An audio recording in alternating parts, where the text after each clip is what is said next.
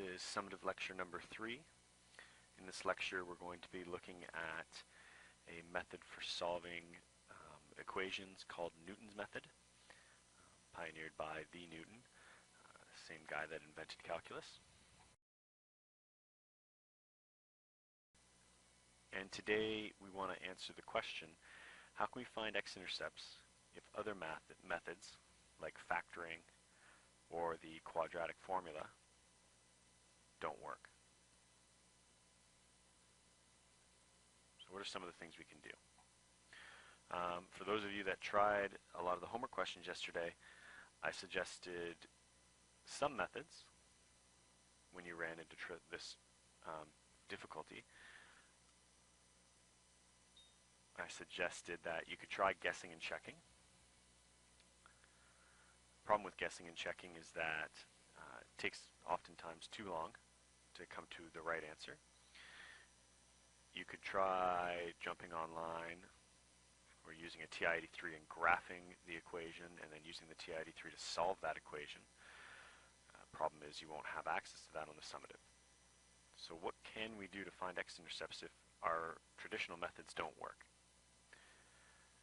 And the answer is we're going to use this thing called Newton's method. Newton's method is a method to find solutions of an equation when other methods have failed. Newton's method is essentially what your graphing calculator does when you ask it to find x-intercepts. So we'll look at a visual example first before I show you the actual equation. So let's imagine we have some curve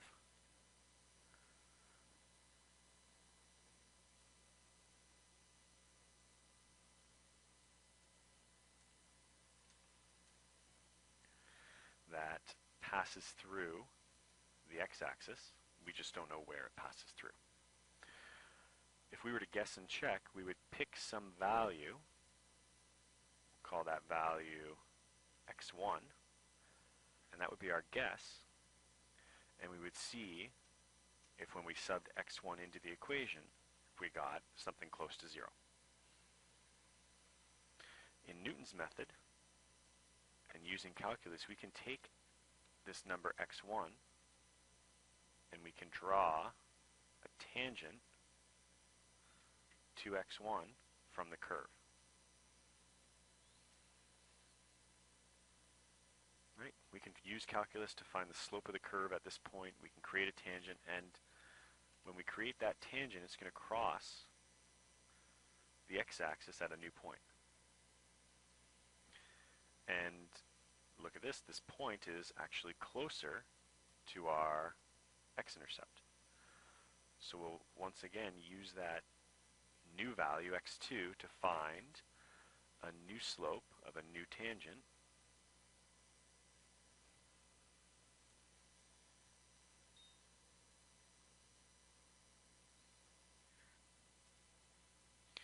And once we've found that new slope, it gives us a new x-intercept, x3, which I got to extend my curve now. We can imagine finding another tangent line.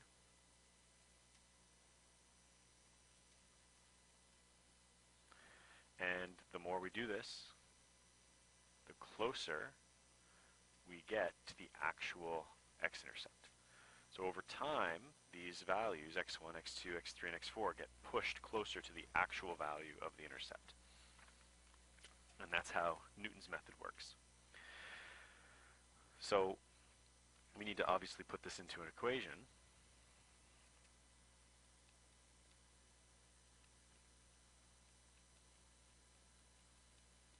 So Newton's method involves guessing some intercept to our curve. We'll call that guess xn. And we'll subtract from that the function evaluated at xn divided by the derivative of the function at xn. So the value of the function divided by the slope of the function. And this is going to be equal to our second guess. Okay, Think back to grade 11 and sequences in series and this notation. This notation is like a placeholder for guesses. So x1, x2, and so on and so on and so on. We'll see this in action in a minute. But that's Newton's method, and that's the equation you need to memorize. Okay, let's look at a problem. We have a function we want to find the roots of, and this isn't a difficult function. We can actually find the roots of this function by factoring. So we're looking for two numbers that multiply to negative 100, and add to negative 15. And those two numbers are negative 5 and positive 20, which means the roots, the solutions, are x equals 5 and x equals negative 20. Okay, that's the easy part. We want to verify one of these roots with Newton's method, and to make it as easy as possible, we'll verify the root x equals 5. So again, just so we can remember Newton's method, x n plus 1, or our second guess, is equal to our first guess minus the function evaluated at the first guess divided by the slope of the function at that first guess. So our derivative of this function, we're going to need it, is 2x plus 15. Okay, if you're following along, you probably want your good scientific calculator out, because there's going to be a lot of number crunching coming up. To solve questions with Newton's method correctly, we need a good first guess.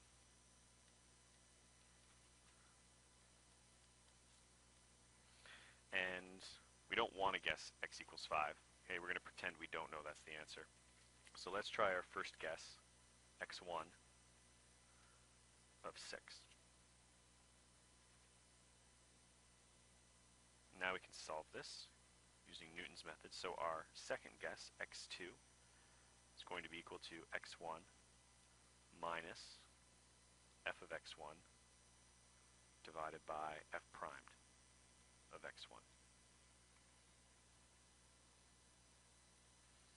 So x2 is going to be equal to 6 minus f of 6 divided by f primed of 6. So I can solve f of 6 and f primed of 6. I get 26 and 27. So here I get 6 minus 26 over 27, which is going to be an ugly number. It's like 5.037, 037, 037, so on and so on and so on. Now here comes another challenge with Newton's method. You want to take this number that you found, 5.037, 037, repeating, and store it in your calculator. You want to store as many decimal places as you can, because we're not happy with this answer. We know the answer is 5. So we want to get closer, which means we're going to take another step of Newton's method. We're going to solve for x3. x3 is going to be equal to x2 minus f of x2 divided by f primed of x2, or 5.037 repeating minus f evaluated at 5.037 repeating all over f primed of 5.037 repeating. Okay, keeping all these numbers in your calculator is going to get us the best possible answer with no rounding errors. If I evaluate this on my calculator, I get 5.40 and then 54708. This is very close, and I'm going to stop here. because this is so close to x equals 5.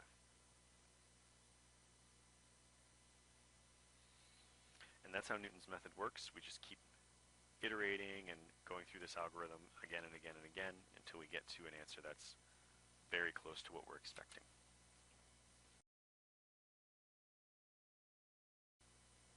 So let's do one more example, and we'll talk about how we can proceed when we don't know what the intercept is and we don't know what we're looking for.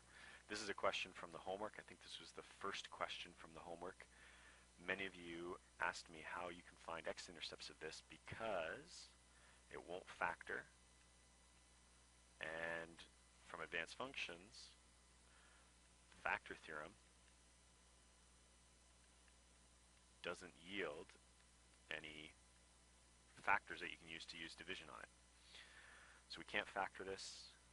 Our synthetic division method from advanced functions doesn't work, so we have to use Newton's method, which means we need a suitable first guess. The easiest way to do that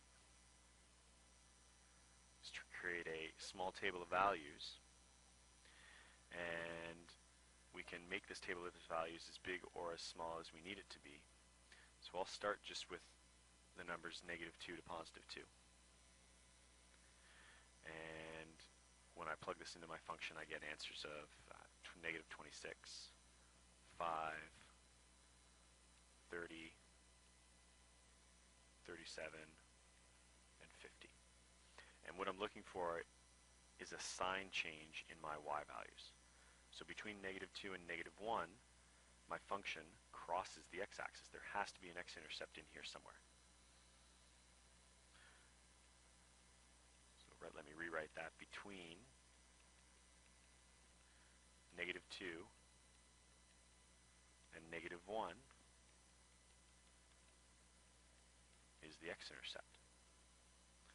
So let's try a first guess of -1.5.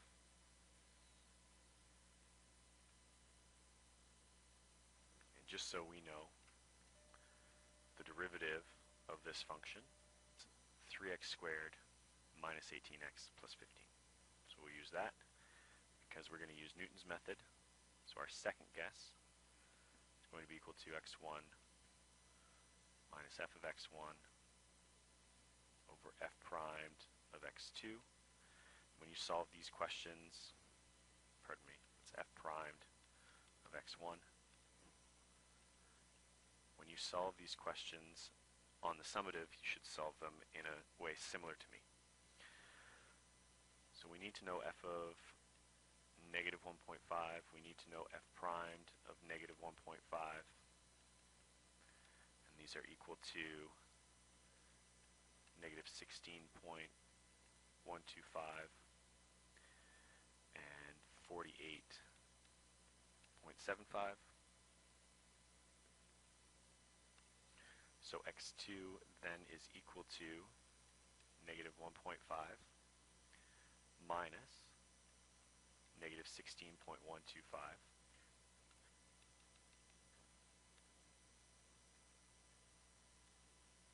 divided by 48.75, which gives you an answer. And again, keep every decimal in your calculator. -1.16 923 0769 and more. So in my first step of Newton's method, I list out what my function and my derivative function are equal to, and I list out the entire formula. I'm going to take a second guess. So x3 is going to be equal to x2 minus f of x2 divided by f primed of x2. Because I'm working with some ugly numbers and because I'm storing everything in my calculator, I'm not going to write out everything. I'm not going to evaluate this and write it out. I'm going to try and do it all in one step on my calculator, and you should too. And if you can do that, you should get negative 1.13 3342 494.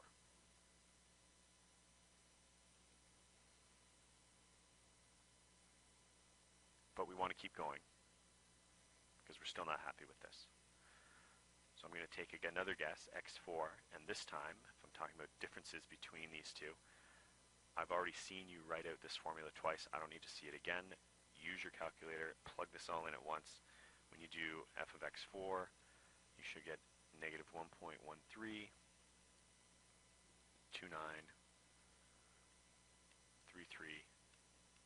275. And I'm going to do this one more time. My fifth guess ends up being negative 1.1329, 33,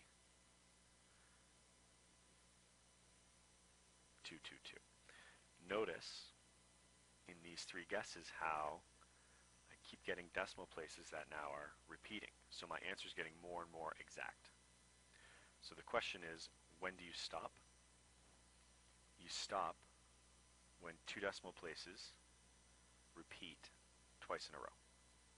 So you can see from x3 to x4, my first two decimal places, 1, 3, repeat. So as soon as I see that, I stop. x4 here, in this case, is the answer.